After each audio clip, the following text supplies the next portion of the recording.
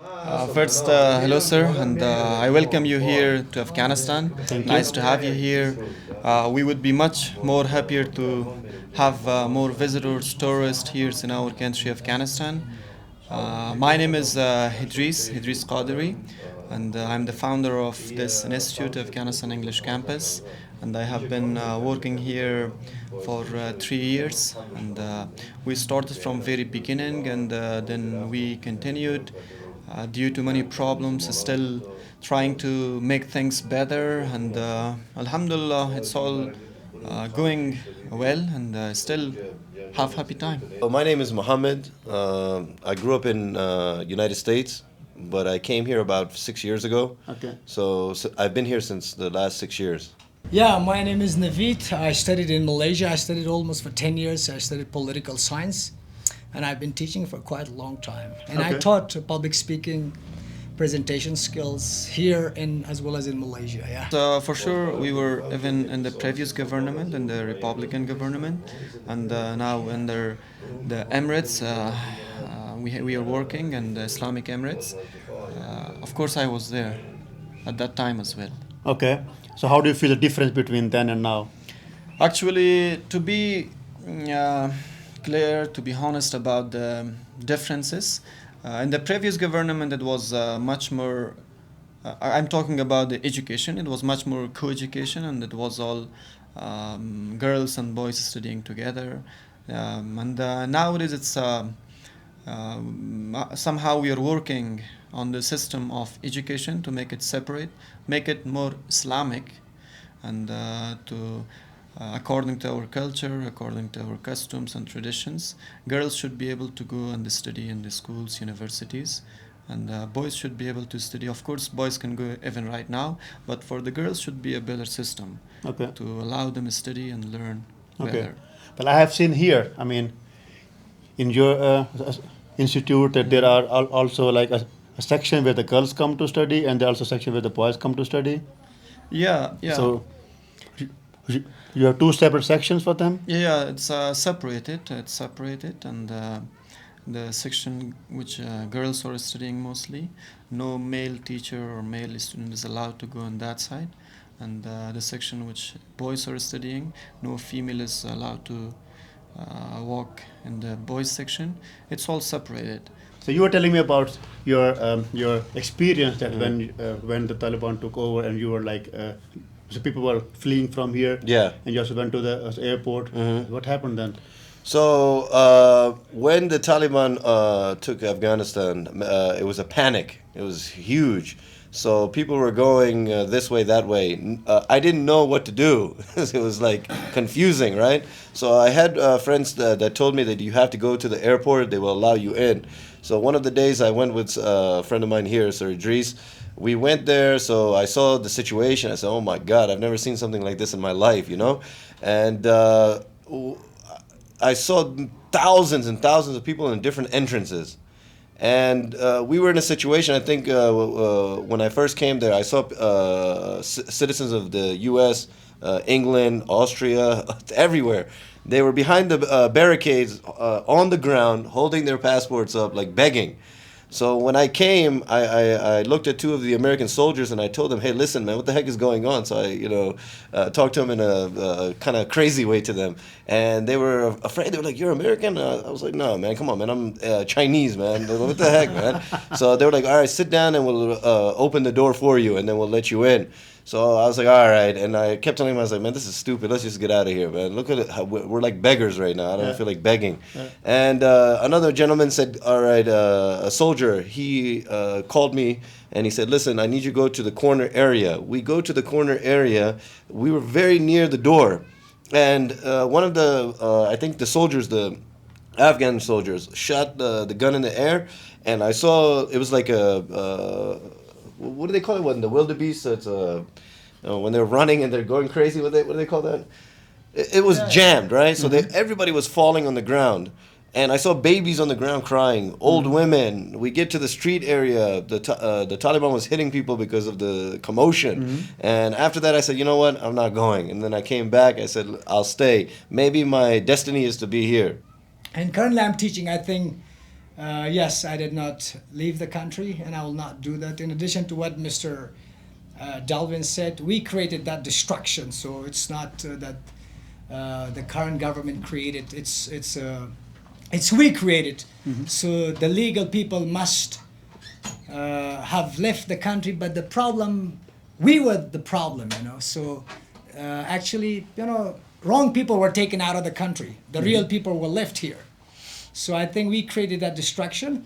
Yes, currently I'm teaching public speaking, presentation skills, leadership skills. Ours is just a short course, and people study short courses here for 3 months, 4 months, 5 months, then they leave. It's not a school to study for 12 years, and we could afford it to make separate sections for girls and boys. And it's working actually now, it's working, and we are making it to happen. And I'm sure Islamic Emirates of Afghanistan is trying to make such a system to make separate education for girls and boys.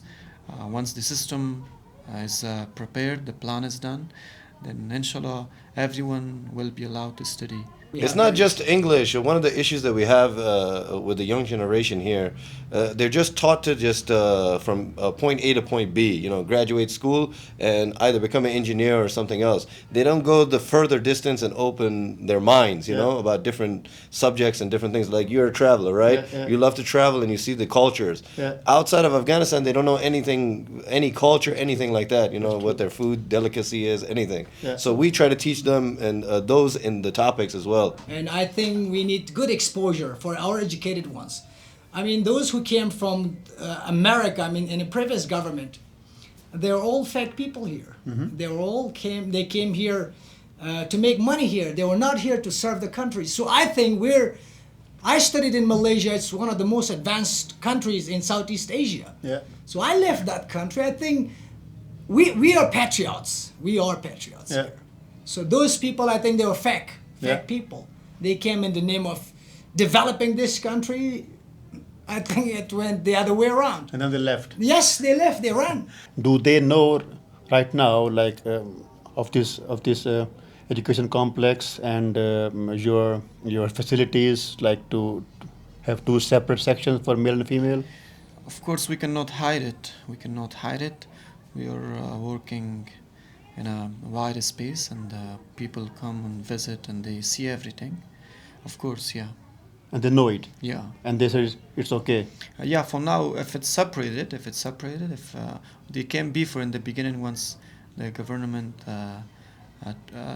Islamic Emirates took over Afghanistan, they came in the beginning and they told us all the rules and regulations, how to do it. And now, yeah, they visited and they saw girls are in a separate section and they were studying all with female teachers, female with hijab, and everything is observed, then it's okay. Previously, I came just to visit family and stuff, so I saw like that many people needed English as an international language because there was companies and stuff like that, and I stayed longer and longer and longer. And like everybody needs English, So there's a lot. Like if you go around Kabul, just the courses itself, like private courses and these things, there's probably more than 25,000 at least in Afghanistan. There's one being built even now. Actually, for the time being, we teach lower classes, so we're not allowed to teach above 12 years old, above 12. So I think, yes, I'm sure there will be a time the girls will be given access to education. I think somehow they have it. I think that is not the main issue, but they're working on those things. But yes, currently the girls have access to education until grade 6. It's not the media shows a lot of, especially for Islam, in the Middle East, they show that there are no women's rights. So the media is showing a lot of false things, right? Yeah. And the government now, it is not as strict as people think they are. They're trying to be as lenient as possible. So they allowed the girls to be educated, but they need to wear, just like in a private school in other countries, they have their outfits or uniforms they have to wear. You have to abide by that law. Yeah. So if you wear those types of clothing, then it would be allowed. Right now, in a lot of places, they allow some of the girls, they will come in and they will see that if a woman is teaching them, then it's not a problem. Okay. So they have to find out how to fix this problem. They're pretty lenient in this case. I haven't heard a course, university be shut down because of that. And now they're trying to bring it back little by little, Okay. figure out how to do it. Okay. So there are women's rights here. It's just a lie that you will hear in the media because of the feminist wing movement Yeah. that's been going on for the last 50, 60 Fake years. version. Yeah, These are not real feminists. Yeah, so I've seen girls have the rights to do whatever they want. There are cultural differences that the family will force them to do, but outside of that, I mean, that's between them and their family. So that's the culture of Afghanistan. It means that if there are two separate sections for male and female, it's okay. It's okay. But co-education Now is for short courses, not for schools and universities, which takes more time. They mostly study in the school 12 years and universities for 4 years. But now, and for short courses, we Okay. can make it happen. I mean, right now when I came to Kabul, I think 2 days ago, Yeah. and I see here like I was here last year, Yeah.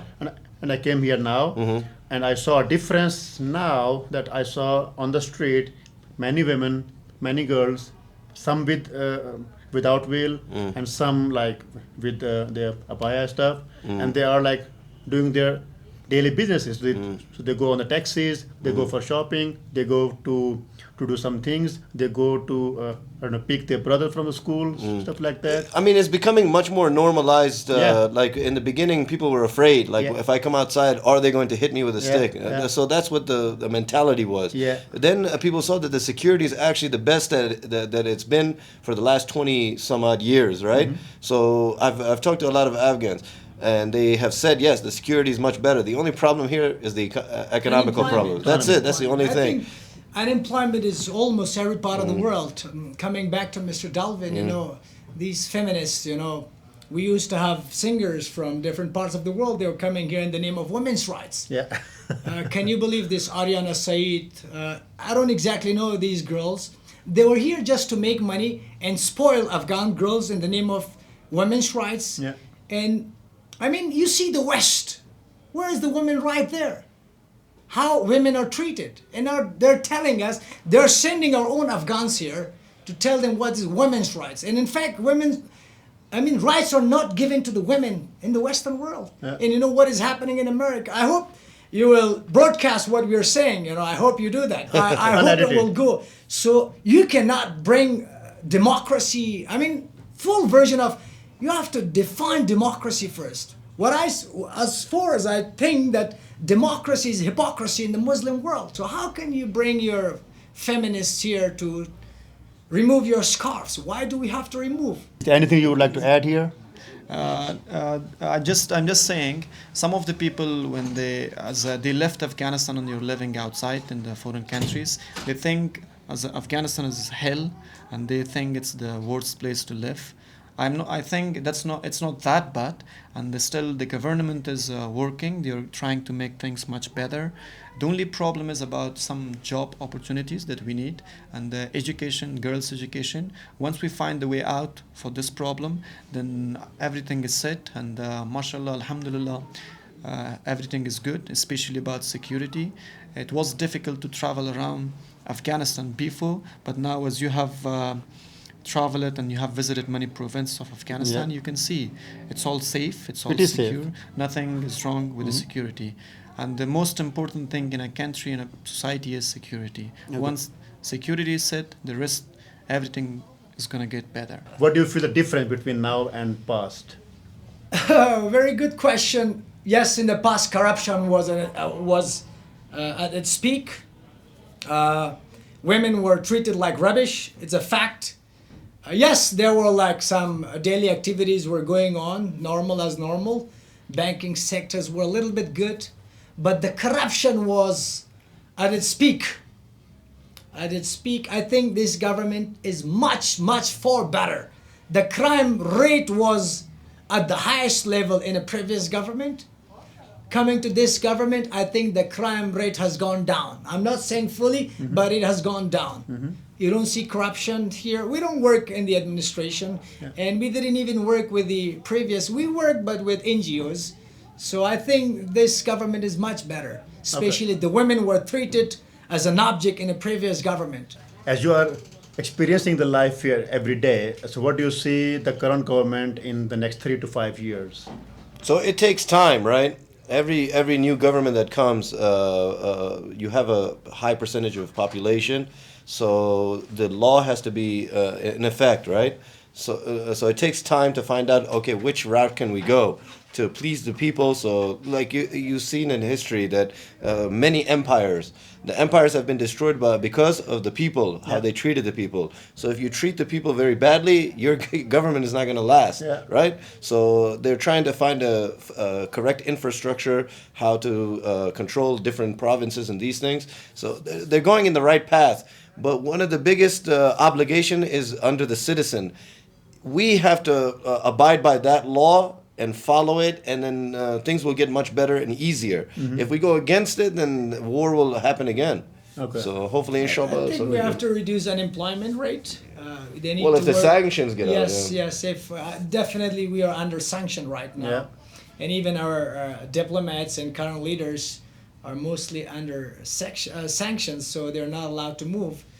I think they have to work. Current government. They have to work on youth development. They have to increase a little bit economic issues, and then I think yes, they have to work. They have to walk their talk. Okay. So do you think that the current government is working on a plan to give the girls also education? Yes. Is there any Yeah, they timeline? have. Yes, they have meetings. They had many meetings before, and they still. I think they have meetings and they are working on it to make it happen. Okay. So very soon it will be done as well. Inshallah, inshallah. We hope for this to happen and make it, let the girls to study. Okay. Well, so we hope so too. Yeah. Thank you very much for your time and for Pleasure your to have speech you. here. Pleasure to have you. And I hope that it will get better soon. Inshallah, And we hope. the sanctions will be removed soon. Inshallah, We pray and, for yeah, it. We pray. and the money, the Afghan money which is outside of Afghanistan will come back to Afghanistan soon, and then it will be spent on the people here in We pray